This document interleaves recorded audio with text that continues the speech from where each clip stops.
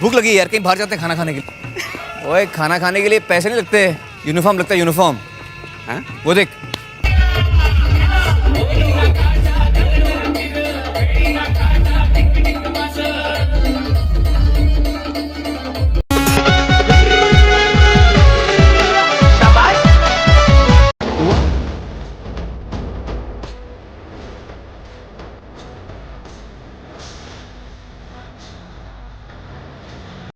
नमस्ते। हमारे देश में शादी सिर्फ दो दिलों का मिलन नहीं है, बल्कि हमारे यहाँ शादी एक ऐसा इवेंट है जहाँ पर दूल्हे दुल्हन से ज्यादा चर्चा पनीर के सॉफ्ट होने पर और आइसक्रीम के फ्लेवर पर होती है। करोड़ों का खर्च, दिखावे का दहेज और सरकारी नौकरी की अंधी दौड़, क्या हमने शादी के पवित्र बंधन को एक व्यापारिक डील बना दिया है? आज हम शादी से जुड़े उन कड़वे सवालों पे बात करेंगे जिन्हें अक्सर हम हंसी मजाक में टाल देते हैं। आइए, लोग शादी में आशीर्वाद देने जाते हैं या पनीर की सब्जी और आइसक्रीम का हिसाब लगाने? लगभग तो लोग सभी आइसक्रीम का हिसाब लगाने जाते हैं। पनीर की सब्जी ऐसी बनी है वैसी बनी है। आपको क्या लगता हाँ वही खाने का ही, खाने के बारे में पूछते हैं कि खाना अच्छा हो तो शादी की भी हाँ अच्छी थी, चला खाना वाना अच्छा था सब। वही गुलाब जामुन पनीर का हिसाब ही करने जाते हैं ना। है? आशीर्वाद देने नहीं जाते? आशीर्वाद तो बहाना रहता है। आपको क्या लगता है? मुझे भी यही लगता है, आशीर्वाद कम देते हैं, खाने के लिए ज्यादा आता है। शादी में जाते हैं आशीर्वाद देने के लिए और आनंद लेने, पनीर और पनीर की सब्जी खाने के लिए और एंजॉय करने के लिए जाते हैं। देखो ऐसा है, लोग शादी में तो जाते ही है, लेकिन आजकल कैसा होता है, शादी में एक तो फालतू खर्चे ज्यादा होता है, तरह तरह की डिशें बनाते हैं, उसमें जो बेचारे गरीब लोग हैं उनको खाना नहीं मिलता है। अरे कहना क्या चाहते हो? और जो खाना वेस्टेज हो जाता है उसमें क्या कैटरर्स लोगों की कमाई होती है। तो मैं तो यही शादी के विषय बोलता हूँ, कम से कम खाना होना चाहिए, जैसे कि अनाज का बिगाड़ ना हो और गरीब लोगों को खाना मिले। शादी के नाम पर जो करोड़ों रुपए खर्च किए जाते हैं, क्या वो पैसे खर्च करने के बजाय बैंक में डाले तो अच्छा नहीं होगा? अच्छा होगा। नहीं, लड़की मेरा कहना है कि जो करोड़ों रुपया लोग शादी में खर्चा करते, वही अपने बच्चे को पढ़ा लिखा के वो मुकाम पे खड़ा करे कि जो करोड़ों रुपया बच्चे खुद निकाल सके। वो जरूरी नहीं है कि हम इतना पैसा लगा रहे हैं कि बच्चे हमारा इतने घर पे जाएंगे सुख शांति से रहेंगे, जरूरी नहीं हो। पता चले इतना लगाने के बाद भी हमारे बच्चे दुखी रहते हैं। अगर हम बच्चे को पढ़ा देंगे तो बच्चा हमारा खुद इतना कर सकता है कि वो करोड़ों रुपया कमा सकता है। इससे अच्छा लड़की लड़के के नाम से फिक्स कर दो ना, उन लोगों के जीवन के लिए काम में आएगा ना। आगे कुछ भी रहेगा, कोई प्रॉब्लम रहेगा तो अपना भविष्य बनाएंगे। और खर्च करके दुनिया को खिला के क्या मतलब है? खा के जाएंगे पीछे ताना मारेंगे, कोई मतलब नहीं मिलता है। हाँ सही है, वो उचित है, करना चाहिए। बेटी को मतलब खर्चा नहीं करना चाहिए, फालतू का खर्चा क्यों करते, सब नहीं करना चाहिए। बच्ची को दो, वो उसके काम आएंगे। उसके बदले में हम उसको कुछ खरीद के दे सकते हैं, जैसे कि घर वगैरह खरीद के दे सकते हैं। फालतू वेस्ट ही होता है ऐसे पैसे। नहीं, ये एक्चुअली इनको करना नहीं चाहिए। बहन बेटियों के नाम पे फिक्स डिपॉजिट करना चाहिए या एफडी करके दे देना चाहिए उनको, और उसके आगे क्या और बैंक में जमा रखना चाहिए, वाइट दिखाना चाहिए। मेरा यही विषय कहना है कि शादी में सबसे ज्यादा कम खर्चा होना चाहिए, और जो आदमी लोग देखा देखी में कर्जा लेके शादी में पैसा खर्चा करते हैं फालतू, वो फालतू खर्चा नहीं करना चाहिए। मेरी यही राय है। अरे बैंक में करो या कोई अनाथ आश्रम में पैसा खर्चा करो, या जो जरूरतमंद है वाकई इसको हेल्प करो, या अपनी खुद की लड़की के लिए उसको एक क्या बोलते हैं उसको, अपना हिंदू बैंक में पैसा जमा फिक्स डिपॉजिट करके दो, क्योंकि भविष्य में उसको काम आवे आगे चल के। ये फिजूल खर्चा बंद करना चाहिए और कम पैसा खर्चा करके अच्छे से शादी करना चाहिए।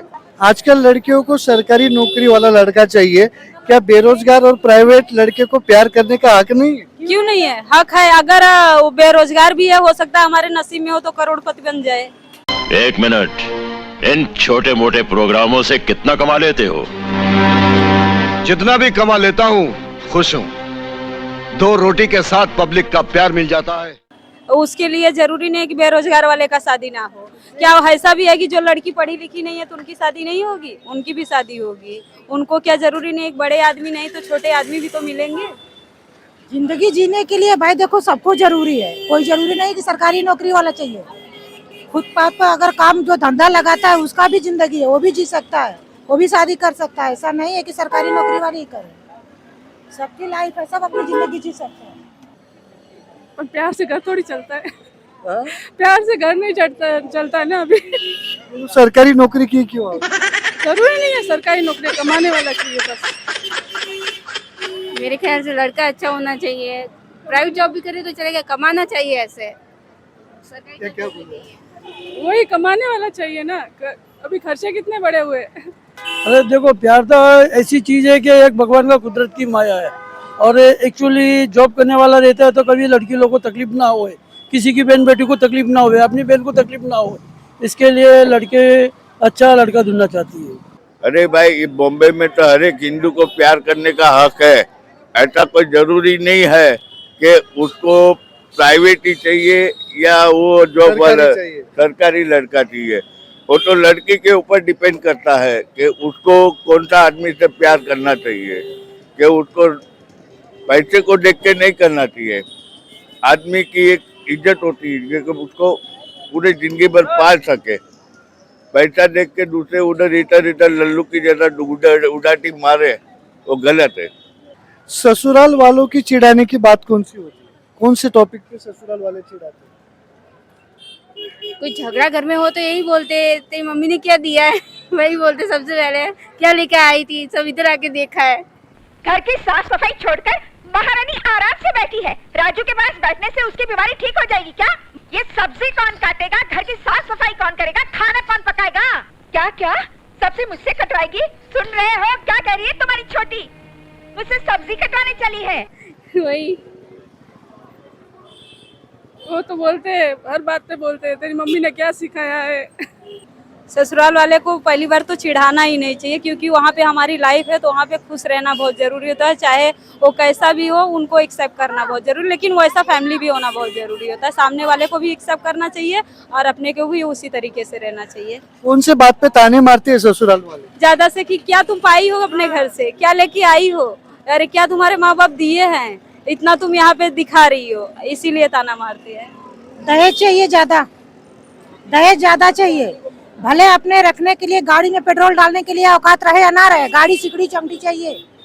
अपने पास औकात रहे, रखने का नहीं रहे, पर दहेज तो चाहिए। लड़का भले ही बेवड़ा घूमते रहे पी पी के, लेकिन उनको दहेज चाहिए। ताना ज्यादा करके बोलेगा तुम मोबाइल ज्यादा देखती हो, फोन में लगी रहती हो, टीवी देखती रहती हो, काम नहीं करती हो, वो सब ताना मिलते जाता। फिर बोलेगे तुम औरों से किसी से चक्कर है। अरे भाई, बहू को ताने मारेगी भाई, कितनी सास ऐसी होती है कि तू भाई तेरे ससुराल से गहना नहीं लाई, तू पैसा नहीं लाई। अरे गरीब आदमी है तो ऐसी सोच होगी, पैसे वाली रहेगी तो वो अच्छा सोचेगी। दहेज का नाम बदल कर गिफ्ट कर दिया है, तो ये जायज है? जायज ऐसे कि जिसकी हैसियत हो वो दे सकते हैं, जिसकी हैसियत नहीं नहीं दे, उसको ऐसा नहीं कि देना ही पड़ेगा, इसने इससे दिखावा नहीं करे किसी को, इसने दिया तो उसको देख के देना पड़े, वो नहीं करे। नहीं देना चाहिए, नहीं, नो जायज है। क्यों? ये दहेज की वजह से तो कितनी लड़की ससुराल में खुश नहीं रह पा रही हैं। ये दहेज तो लेना ही नहीं चाहिए। सरकार को इस पे रोक लगाना चाहिए कि जो भी दहेज ले रहा है उसके घर पे पहले क्या क्या है वो दिखा, कितना तेरा लड़का पढ़ा है वो बता, तू कितनी प्रॉपर्टी बताए वो बता।